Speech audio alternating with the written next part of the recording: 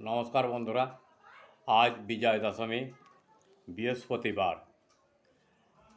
আপনি কি জানেন এই বৃহস্পতিবার দিন যদি আপনি ঋণ থেকে মুক্তি পেতে চান তবে একটু ধৈর্য ধরে এই হনুমানজির ঋণ মুক্তির মন্ত্রটি পাঠ ও শ্রবণ করুন।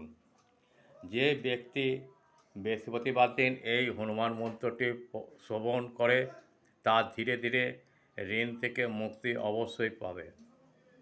বজরং বলে হনুমানজি সকল দুঃখ হরণকারী, তাই মনে মনে তাকে স্মরণ করতে পারলে অবশ্যই তিনি ভক্তের ডাকে সাড়া না দিয়ে থাকতে পারবেন না। তাই আমরা সকলে মিলে এই পবনপুত্র হনুমানজির ধ্যান বা মন্ত্র পাঠ ও শ্রবণ করি। যে ব্যক্তি প্রতিদিন বৃহস্পতিবারে এই মন্ত্রটি পাঠ বা শ্রবণ করেন তার জীবন থেকে ধীরে ধীরে ঋণ মুক্তি হতে পারে। মন্ত্রটি আসুন মন্ত্রটি পাঠ করি।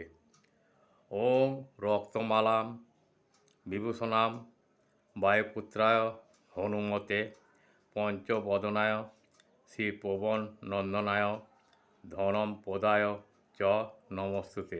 আবার বলছি, ওম রক্তমালাম বিভূষণাম বায়ুপুত্রায় হনুমতে পঞ্চবদনায় শ্রী পবন নন্দনায় ধনম প্রদায় চ নমস্তুতে।